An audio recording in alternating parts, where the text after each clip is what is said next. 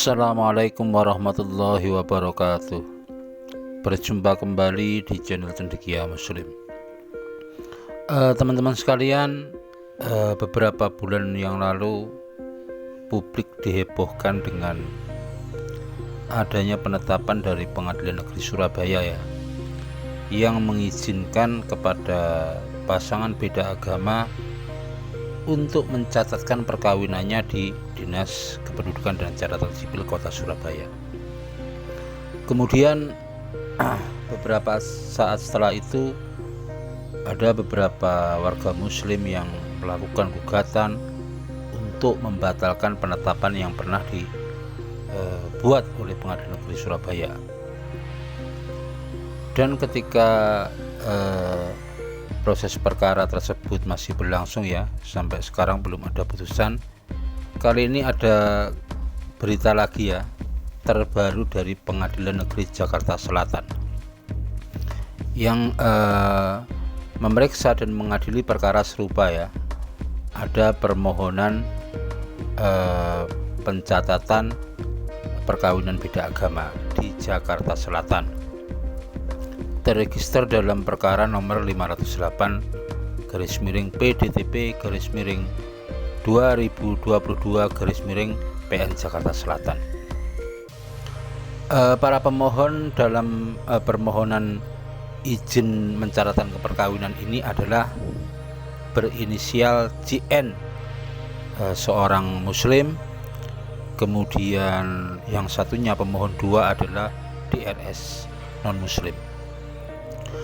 Dan sudah diambil satu keputusan terhadap permohonan tersebut Putusannya menurutku itu ambigu Setelah memeriksa para saksi, kemudian memeriksa bukti-bukti yang ada, diambil putusan-putusan yang isinya atau diktumnya itu menurutku agak lucu agak ambigu Yang pertama, soal permohonan pengesahan terhadap perkawinan yang dilakukan oleh pemohon satu muslim dan pemohon dua non muslim itu ditolak. Jadi hakim tidak bersedia mengesahkan perkawinan tersebut karena sesuai dengan undang-undang perkawinan pasal 1 kalau nggak salah pasal 1 ayat 1 kalau nggak pasal 1 pasal 2 yang intinya bahwa perkawinan yang sah itu adalah yang dilakukan menurut agama dan kepercayaannya. Jadi soal pengesahan itu ditolak. Tetapi pada diktum yang kedua itu hakim tetap memberikan izin kepada para pemohon untuk mencatatkan perkawinannya ke Dinas Kependudukan dan Catatan Sipil dengan alasan bahwa sesuai dengan undang-undang perkawinan dan aturan pemerintah yang sebagai pelaksananya aturan tahun 1975, bahwa tiap-tiap perkawinan itu harus dicatatkan atau bisa dicatatkan di Dispenduk Capil begitu. Memang aneh ini, satu sisi menolak mengesahkan, tetapi satu sisi memberikan izin untuk melakukan pencatatan perkawinan yang tidak sah tersebut. Teman-teman sekalian, sesuai dengan informasi yang ada dalam pemberitaan salah satu fakta yang muncul dalam persidangan tersebut adalah pemohon satu yang beragama Islam dengan pemohon dua yang beragama non muslim atau Kristen itu telah melakukan perkawinan di sebuah gereja di hadapan seorang pendeta yang dalam aturan tersebut pria muslim ini mengikuti tata cara atau aturan sebagaimana perkawinan dalam agama Kristen.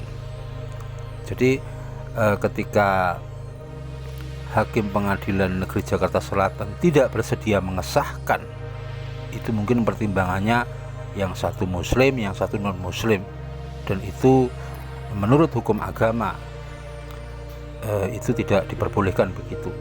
Tetapi ketika hakim memberikan izin untuk mencatatkan perkawinan tersebut ke Dinas Kependudukan dan Catatan Sipil, itu mungkin dasarnya adalah keduanya telah melakukan perkawinan secara Kristen begitu. Jadi ini menurutku ambigu ya. Ambigu, satu sisi perkawinan yang tidak dianggap sah, tetapi satu sisi ya sah juga. Sah karena yang muslim menundukkan diri pada non muslim begitu. Jadi ini makin lama makin membingungkan ya bagi kita semua. Kalau dianggap tidak sah ya mestinya tidak diberikan izin. Kalau diberikan izin mestinya harus dianggap sah. Jadi putusan ini semakin ambigu dan nanti dikhawatirkan akan ada orang-orang yang serupa kemudian menjadikan ini sebagai jurisprudensi. Padahal seperti kita ketahui bahwa Mahkamah Konstitusi beberapa waktu yang lalu di tahun 2015 pernah menolak permohonan uji materi pernikahan beda agama.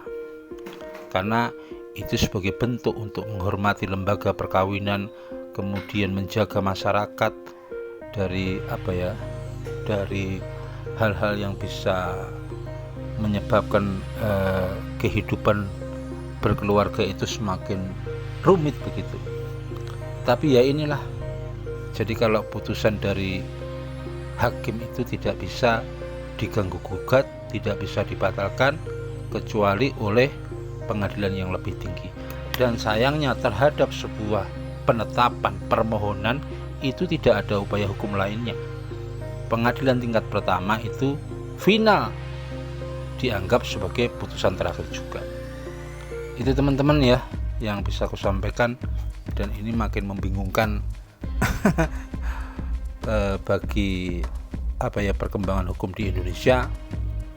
Cuman selain bicara soal hukum, yang kita tidak habis pikir ya bagaimana seorang muslim kemudian demi sebuah pernikahan menundukkan diri pada tata cara dan aturan agama yang lain. Itu ironis bagi kita.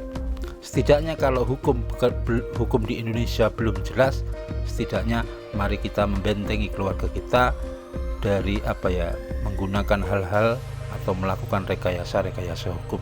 Kita harus tetap berpedoman pada Al-Quran dan Sunnah. Itu saja yang bisa aku sampaikan, kurang lebihnya mohon maaf. Assalamualaikum warahmatullahi wabarakatuh.